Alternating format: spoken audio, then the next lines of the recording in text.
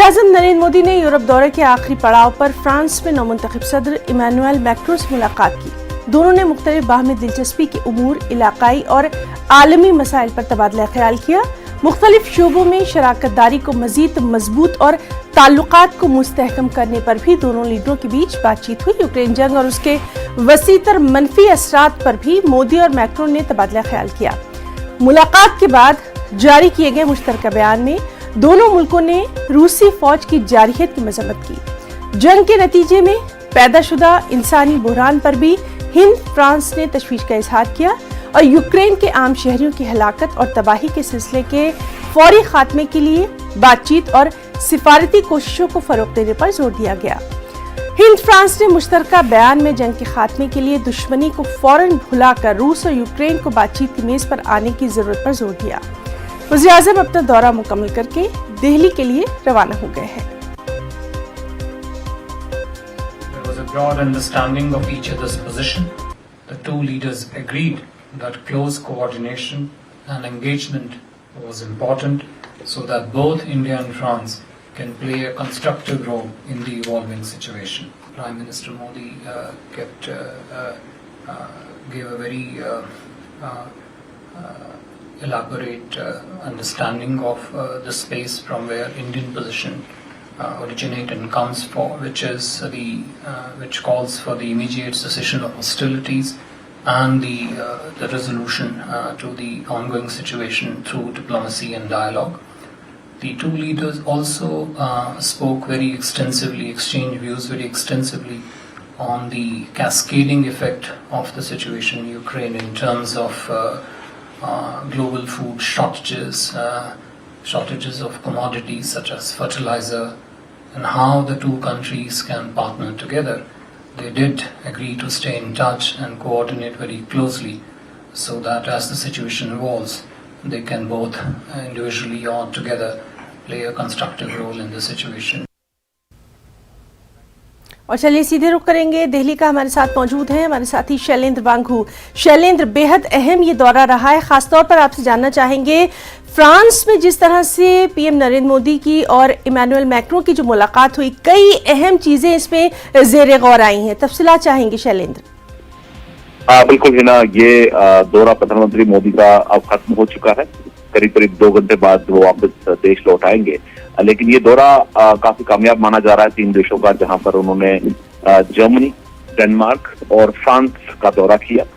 और वो उस वक्त ये दौरा हुआ है जबकि यूक्रेन पर रूस के हमले को लेकर यूरोपीय देश लगातार बयान देते आ रहे हैं रूस के खिलाफ, और भारत से ये उन्होंने बार बार आग्रह किया है कि भारत रूस के खिलाफ अपने रवैये को बदले। लेकिन भारत का रवैया बिल्कुल साफ है। भारत एक न्यूट्रल रवैया अपनाए हुए है और अपने इंटरेस्ट को देखते हुए भारत ने तमाम स्टैंड लिए हैं। लेकिन इसी बीच हम ये भी देख रहे हैं कि प्रधानमंत्री मोदी का जो वहां पर वेलकम हुआ है, जिस तरह से उनकी बातचीत हुई है, उससे ये साफ है कि भारत के साथ जो संबंध यूरोपीय कंट्रीज के हैं वो बहुत मजबूत है।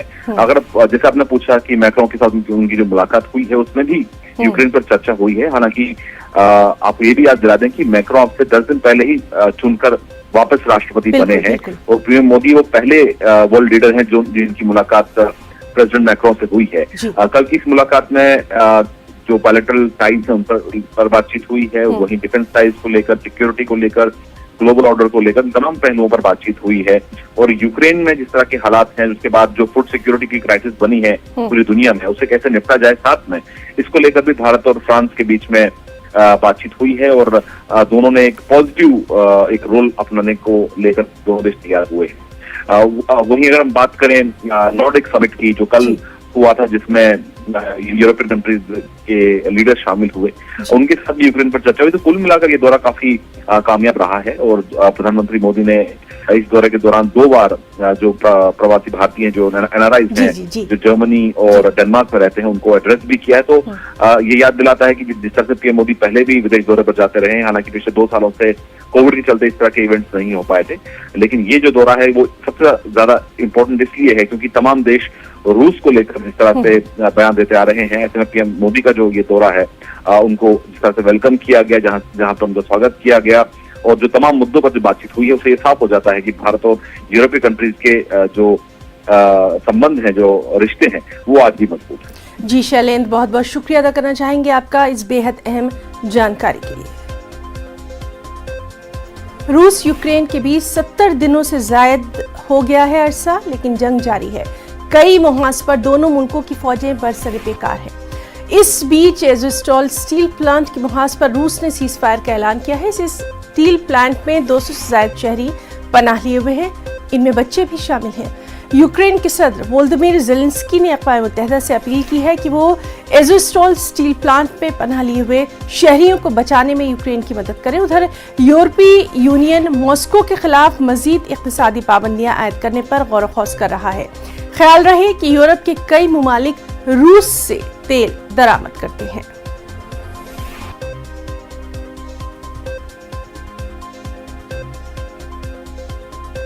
एक और बेहद अहम खबर, जम्मू कश्मीर के सांबा सेक्टर में लाइन ऑफ कंट्रोल के करीब एक नई सुरंग दरियाफ्त हुई है। पाकिस्तान से मुल्हिका इलाके में सुरंग मिलने के बाद बीएसएफ के एहलकार अलर्ट मोड पर आ गए हैं। इलाके की कड़ी निगरानी की जा रही है, साथ ही कोई भी मुश्तबा शख्स नजर आने पर फौरी कार्रवाई करने के अहकामात दे दिए गए हैं। जिस जगह ये सुरंग मिली है वो बैनुल-अक़वामी सरहद के बहुत करीब है। ऐसे में इम्कान जाहिर किया जा रहा है कि इसी सुरंग के जरिए इलाके में दहशतगर्दों की दरअंदाजी हुई होगी। एक खुसूसी टनल चेकिंग टीम ने कल शाम इस सुरंग का पता लगाया है। की टीम इस वक्त ग्राउंड जीरो पे है और आपको बता दें कि सिक्योरिटी फोर्सेस को सांबा में एक बहुत बड़ी कामयाबी मिली है। और ठीक आप मेरे पीछे देख सकते हैं, ये इंटरनेशनल बॉर्डर का इलाका है और यहाँ पे आप देख सकते हैं, जो आप अपने टीवी स्क्रीन पे आप ये टेंट एक देख रहे हैं, ये बीएसएफ की तरफ से रात को इस्टेब्लिश किया गया। और यहीं पे इसी के साथ टेंट के साथ आप जो ये पेड़ देख रहे हैं, जो झाड़ियाँ, जो सकंडा आप देख रहे हैं, सरकंडा देख रहे हैं, इसी सकंडे में, इसी इलाके में, इसी पहाड़ी में जो है कि बीएसएफ को एक टनल जो है वो कल देर शाम को मिली है और सर्च के दौरान ये टनल मिली है। और जैसा कि आपको बता दें कि सुजमा में जो एक मिलिटेंट अटैक हुआ था, उसके बाद सांबा का नाम सामने निकल के आ रहा था और इसमें आला अधिकारियों द्वारा पुलिस सिक्योरिटी फोर्सेस की तरह एक अलर्ट घोषित किया गया और लगातार इलाके में, पूरे बॉर्डर इलाके में सर्च ऑपरेशन है जो चलाए जा रहे थे। और कल से ही जहाँ पे बीएसएफ के आला अधिकारी, सिक्योरिटी फोर्सेस के आला अधिकारी और पुलिस प्रशासन के आला अधिकारी यहाँ पे मौके पे पहुंचकर और इस एरिया को कॉर्डन किया है और इस एरिया में लगातार कल से रात से ही सर्च ऑपरेशन जो है जारी किया। और आपको मैं बता दूं कि जो ये इलाका है, ये इंटरनेशनल बॉर्डर का इलाका है और यहीं से, जहाँ से टनल मिली है, वहाँ से तकरीबन 50 मीटर जो हमारा इंटरनेशनल बॉर्डर है, जो फेंसिंग है 50 मीटर दूर है वहाँ से। और लगातार इस इलाके को बीएसएफ लगातार, अगर साफ़ सफाई की बात करें तो टाइम टू टाइम बीएसएफ द्वारा साफ़ सफाई की जाती है और सर्च ऑपरेशन किए जाते हैं, लगातार किए जाते हैं। और ये एक सिक्योरिटी फोर्सेस के लिए बहुत बड़ी कामयाबी मानी जा रही है। और मैं आपको ये बता दूं कि जैसे सुजमा में जो मिलिटेंट अटैक हुआ था, उसके बाद जो है बताया जा रहा था कि सांबा से उनके तार जोड़े जा रहे थे और जिसको लेके सिक्योरिटी फोर्सेस में हाई अलर्ट जो एक चल रहा था। और उसी के बीच कल देर शाम को ये एक टनल यहाँ पे बीएसएफ को मिलना एक बहुत बड़ी कामयाबी जो है सिक्योरिटी फोर्सेस के लिए है। कैमरामैन अजय के साथ श्याम सुंदर, इंटरनेशनल बॉर्डर, सांबा। और सीधे रुख करेंगे जम्मू का। हमारे साथ मौजूद है हमारे साथी कोमल। एक बड़ी कामयाबी सिक्योरिटी फोर्सेस को मिली है, तफसीलात चाहेंगे आपसे।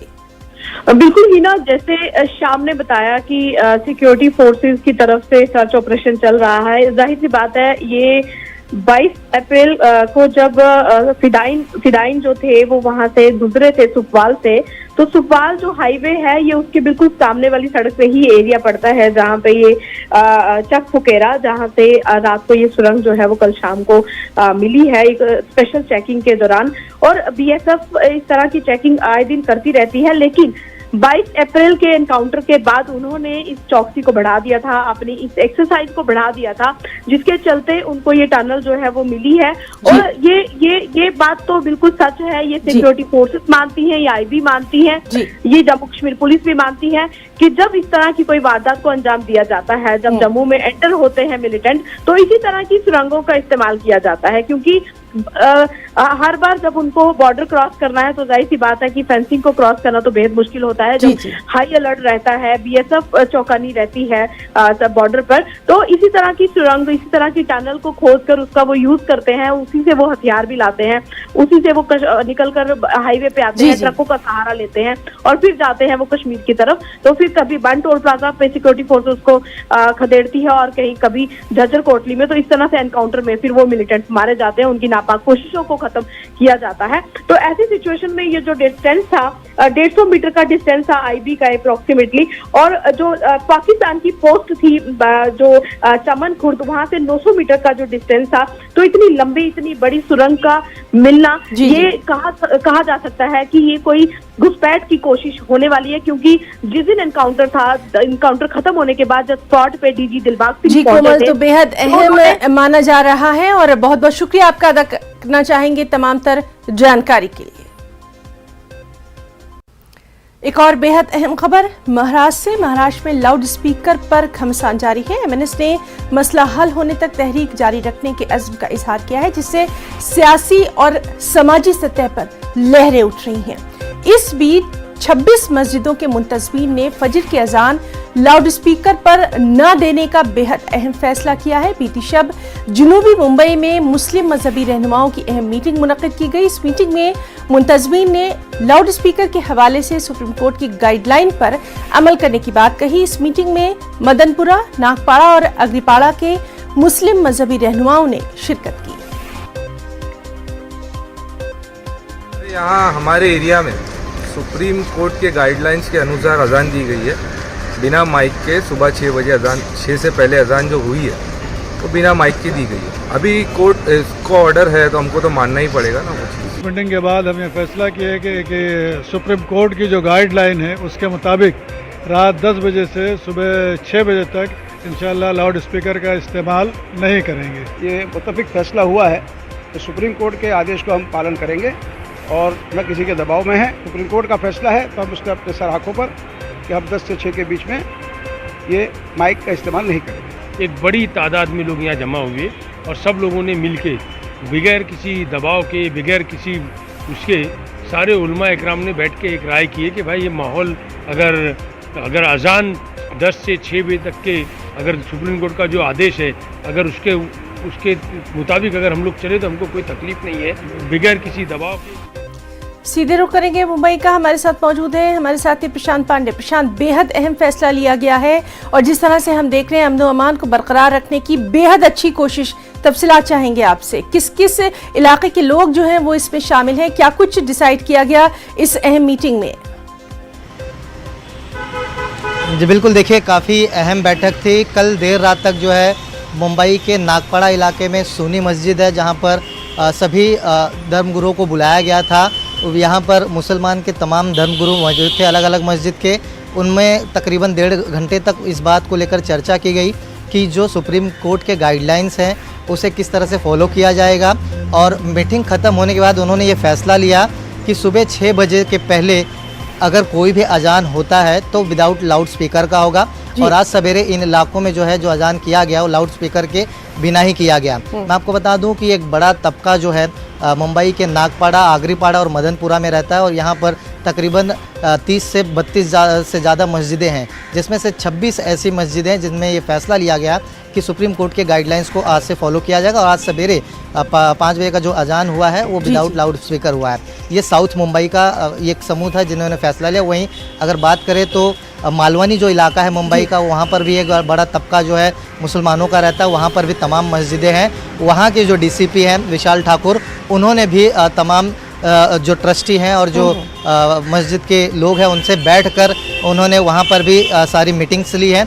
उन्होंने भी वो कहा है कि जो सुप्रीम कोर्ट के गाइडलाइंस है उसे फॉलो किया जाए और कितना डेसिमल अजान का आवाज़ का रहेगा लाउड स्पीकर का उसे ही बताया गया। साथ ही कल हमने देखा कि मुंबई पुलिस कमिश्नर और साथ ही साथ joint commissioner law and order, उन्होंने खुद सीपी ऑफिस में जो है तमाम धर्मगुरुओं को बुलाकर सारी चीज़ें समझाई हैं और बताया यह है कि किस तरह से शांतिपूर्वक महाराष्ट्र और मुंबई में उन्हें अपने अजान को या अपने पूजा को अंजाम देना है, क्योंकि सुप्रीम के जो गाइडलाइंस है उसे फॉलो करना ही पड़ेगा। और साथ ही अगर लाउड स्पीकर लगाना है तो उसकी इजाज़त मुंबई पुलिस से लेनी होगी। प्रशांत, तो बेहद अच्छी शुरुआत की गई है। लगातार अहम खबर से मुतालिक अपडेट लेते रहेंगे। बहुत बहुत शुक्रिया आपका तमाम तर जानकारी के लिए। उत्तर प्रदेश से अहम खबर, यूपी के ललितपुर जिले में नाबालिग लड़की की इस्मतदरी के मुलजिम एसएचओ को प्रयागराज से गिरफ्तार कर लिया गया और इस मामले में एसएचओ समेत 6 लोगों के खिलाफ मुकदमा दर्ज किया गया है। इस सिलसिले में कल 2 मुलजिमान को भी गिरफ्तार किया गया था। ख्याल रहे कि मुतासरा की वालदा की शिकायत के बाद चंदन, राजभान, हरिशंकर और महेंद्र चौरसिया नामी मुलजिमीन ने 22 अप्रैल को उनकी बेटी का अगवा किया था, इज्तिमाई इस्मतरेजी की थी। इल्जाम है कि मामले की शिकायत करने पहुंची बच्ची की थाना इंचार्ज ने भी इस्मतदरी की। इस वारदात पर अपोजिशन जमातें योगी हुकूमत पर शदीद तनकीद कर रही हैं।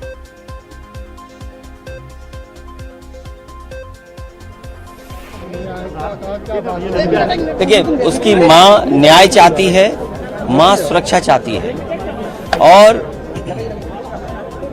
सुरक्षा हो, उसकी न्याय मिले, यही है। और जिस जगह वो न्याय मांगने गई वहीं ये घटना हो गई हो, और अगर उत्तर प्रदेश की पुलिस ये करने लगेगी, और पुलिस की पहली घटना नहीं है, चंदौली आपके सामने है, गोरखपुर में एक व्यापारी के साथ घटना हुई वो आपके सामने है, हाथरस की घटना आपके सामने है। सीधे रुख करेंगे लखनऊ का, हमारे साथ मौजूद है हमारे साथी तारिक कमर। तारिक कमर, आपसे जानना चाहेंगे, ललितपुर मामले पर बड़ी कार्रवाई की गई है, तफसीलात। देखिए, मुख्तलिफ बयानात भी आ रहे हैं। पुलिस महकमे की जानिब से जिम्मेदार अफसरान जो हैं उन्होंने बार बार ये कहा है कि इसमें किसी को बख्शा नहीं जाएगा। 4 लोगों की गिरफ्तारी भी हुई है, मजीद 2 लोगों की तलाश के लिए कई टीमें बनाई गई हैं और उत्तर प्रदेश में नहीं बल्कि मध्य प्रदेश तक पीछा किए जाने के जो है वो खबरें सामने आ रही हैं। एडीजी एलओ के बयानात के मुताबिक जो इंस्पेक्टर है, जाहिर है उनके सस्पेंड होने के साथ साथ पूरा थाना लाइन हाजिर भी हुआ, आपने बताया। और देखिए, जो एक बुनियादी बात यह है कि सियासी दबाव है जी, और लेकिन जो अवामी तरफ से तमाम तरफ से दबाव होना चाहिए। हालांकि समाजी कारकुनान के भी बयान आए हैं, लेकिन अवामी तरफ से जो दबाव होना चाहिए उसका फूदान कहीं ना कहीं नजर आता है ना। जैसे कि माजी में होता था कि लोग तहरीकात चलाते थे, सड़कों पर उतर के आते थे, धरने मुजाहरे, उस अंदाज तहरीकात अगर नहीं है तो कहीं ना कहीं देखिए ये सोचने की बात है कि जैसे आवाम से उनके मुजाहरे का, धरनों का हक छीन लिया गया है, तो 1-2 लोग आवाज उठाते हैं और जाहिर है कि हिज़्ब इख्तिलाफ का जहाँ तक ताल्लुक है वो इतना मजबूत नहीं है कि फिल वक्त ऐसे कुछ कारहाय नुमाया अंजाम दे सके जिसकी बुनियाद पर हुकूमत फ्रंट पर आए और ये कहे कि साहब अब आइंदा ऐसा नहीं होगा। देखिए, 363 हो, 376 हो, 376 भी हो, 120 भी हो, तमाम तर दफात हैं और संगीन दफात हैं, लेकिन इसके बावजूद भी हम ये देखते हैं कि इस अंदाज की जो तमाम वारदातें हैं, घटनाएं हैं, वो रुक नहीं पा रही हैं, चाहे वो चंदौली हो, जी बिल्कुल। तो बहरहाल ललितपुर इज्तिमाई आबरूरेजी मामले पर कार्रवाई की गई है और आगे इस पर क्या कुछ अपडेट रहेगा, तारिक कमर से लगातार हम अपडेट लेते रहेंगे। तारिक कमर, बहुत बहुत शुक्रिया आपका तमाम तर तफसीलात के लिए। खबरों में इतना ही, आदाब।